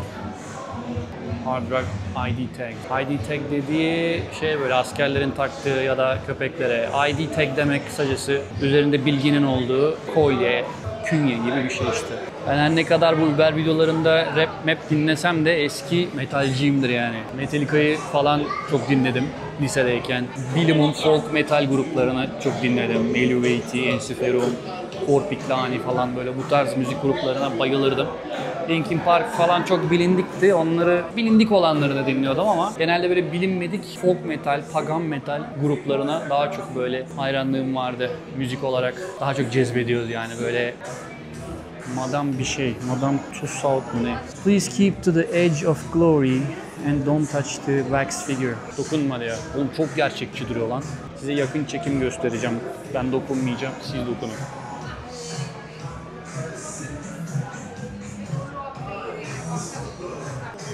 Acayip gerçekçi duruyor. Kameradan, ekrandan size ne kadar yansıyor bilmiyorum ama şöyle tam karşısına geçip bakınca sanki gerçekten bana bakan bir insan var ya gibi. Şu an var ya kımıldayıp falan yapsa altıma sıçarım. Ama gerçek değil galiba. Galiba değil. Ama çok gerçekçi duruyor. Burası da diğer kısım gibi bir şey mi? Bak bu tarafa hiç gelmemiştim. Bu tarafa gitmiştim ama Lou Reed. Onun gitarıymış galiba. Bu da başka bir gitar. Eric Bloom. Bunlar aslında benim Soner arkadaş. Buradan sevgiler. Onunla birlikte gelmek isterdim buraya. O benden daha bilgili. Böyle detaylar hakkında.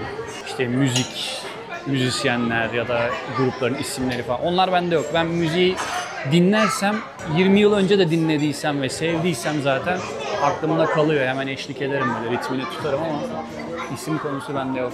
Mesela Richie Sambora Bon Jovi yazıyor solda. Sağda da D.D. Ramon yazıyor. The Ramones grubundan. Figürlerde rastgele galiba. Bir de böyle ATM'ler var. Bunları da söyleyeyim. Bunlar bütün bankaların olduğu ATM'ler. İlk gördüğümde ben de şaşırmıştım. GTA'da falan var çünkü. Lan buraya niye göstereyim?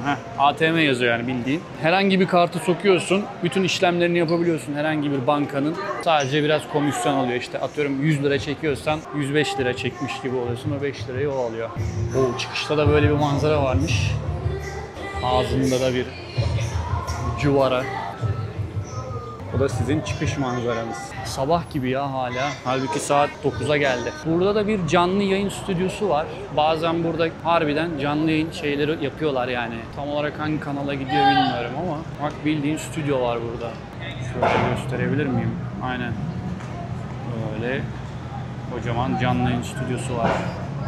Buradan sizi yine, ben çok Örümcek Adam'dan girdim ama çok da seviyorum ya. Ne yapayım, Örümcek Adam şeylerini. İlk 3 filmini, 4 müydü o Tobey'nin oynadığı, hepsini izledim. Birkaç kere izledim hem de. Ama yenileri izlemedim hala. Birazcık şey olmuştum. Tobey'e çok alıştık. Bir anda öbür adamlar çıkınca böyle pek sarmadı. Ama izleyeceğim bir ara. Neyse, bir arkadaş demişti o pizzacının olduğu. Hangi filmin refer ederek söyledi bilmiyorum ama onun dedi olduğu pizzacı vardı bir tane. Orası çok güzel. Git bir ye dedi. Bir bakalım. YouTube. What's up? Where you from? What page? I'm Turkish. Turkish? You? I'm from New York. New York? New York, New York? Yeah, I'm from Brooklyn. Brooklyn. Nice. What do you do? TikTok? I'm a dancer, but I do TikTok. Dancer. I make video for YouTube. Alright, copy. You do live stream? A little bit. Or, okay. Yeah. Cool, man. Nice to meet you. Have fun. Subscribe to my channel, y'all, if y'all could. Subscribe to my channel too, bro. What's your page? Peace. I'm gonna say it. What's your page? What's what? What's your page? Rest in peace. No, what's your page? Page, oh. It's Turkish name, it's hard. Hard? Alright. Yeah. Shout out to, what's your name? Gökhan. Shout out to Brody, Yokan. Gökhan. Nice to meet you, man. What's your name? Dino. Dino? Yeah. Nice to meet you, man. Take care. Yeşili kaçırmayalım. Bunun kafası güzel. Sabaha kadar konuşur. Joe's Pizza'yı buldum. Bakalım arkadaşın dediği kadar güzel miymiş. Zaten acıkmıştım. Sabahtan beri bir şey yemedik. Neredeyse 4-5 saattir de geziyorum bir yandan video falan. Üf, pizza kutularına bak lan. Oo, önünde de sıra var. Kalabalık. Uf, bu sıra o sıra mı? Bu sıra o sıraysa ben bunu beklemem. Oo, bayağı dolu içerisi. Ya az önce pizzacıda yiyemedim pizzayı çünkü çok fazla sıra vardı.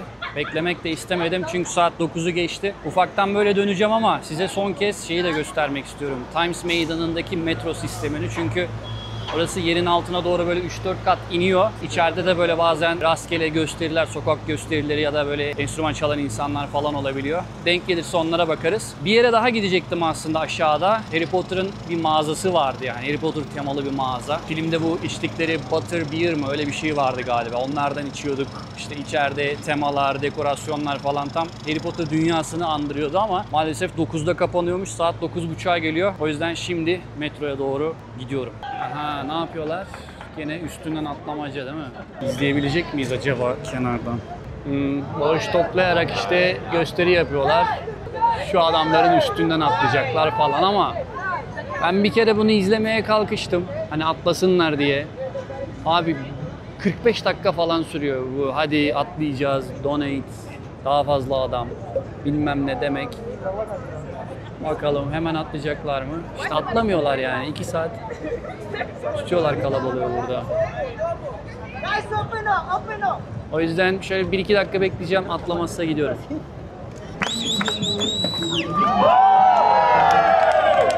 İyi var, çok bekletmediler. Bunların da gösterisi bu işte. Evet, metro girişi de burası. Aslında ben buradan geçmiştim de burayı yenilemişler. Burayı ben dükkan zannettim. Baksana, mağaza gibi duruyor. Şimdi tekrar 7 trenine binip metroya, yani tren diyoruz burada. Öyle İngilizce'de de train diyorlar ya, tren diye kalmış. Unutmuşuz buraları ya. Hakikaten şehrin altında şehir devam ediyor. 7 treni bir kat daha aşağıdaymış. İndikçe daha da ısınıyor ya. Daha da aşağıdaymış 7 treni. Vay be, buradan zamanında her gün gidip geliyordum neredeyse. Şu an unutmuşum. Tabelalara bakmadan gidiyordum yani. Hadi tam önümde duracak mı? Vallahi durdu. Bu sefer oturacağım. Birazcık yoruldum çünkü. Evet arkadaşlar, New York gezimiz bu kadardı. Bu seferki metro gayet sakin duruyor. Herhangi bir değişik tipleme yok. Gayet sakin, herkes telefonuna bakıyor.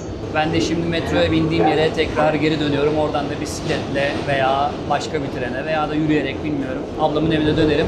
1-2 güne de zaten eve dönmüş olurum. Umarım videoyu beğenmişsinizdir. Yani bugün yaklaşık 6 saattir yürüyorum. Yaklaşık 15.000 adım atmışım. Toplamda 12 kilometre gösteriyor. Saatin yalancısıyım. Ama bayağı da yoruldum ve neredeyse bir şey yemedim yani. Bir tek Starbucks'tan bir tane o meyve suyumsu bir şeyler şey yaptım. Şu an deli gibi açım. Videoda çok emek var arkadaşlar, bakın. Islandık, yağmurda, şeyde. 3 farklı kamera kullanmak zorunda kaldım. Bir kameram ıslandı, öbürü pili bitti, bir şeyler oldu, hafıza kartı falan. Şimdi kendi telefonumdan videoyu beğenip paylaşıp bir de yorum atarsanız sevinirim. Biliyorsunuz YouTube'a çok fazla video atmadığım için bu algoritma muhabbetleri birazcık beni olumsuz etkiliyor. O yüzden hani sizin yapabileceğiniz ücretsiz olarak destek, dediğim gibi sonuna kadar izleyin videoyu. Zaten burayı görüyorsanız izlemişsinizdir. Beğeni, yorum ve paylaşmayı da unutmazsanız dadından yenmez. Bir de abone olun tabii olmadıysanız. Başka gezi videoları da isterseniz yorumlar size ait. Okuyorum zaten. Benden bu kadar. Sonraki videolarda görüşürüz. Kendinize iyi bakın.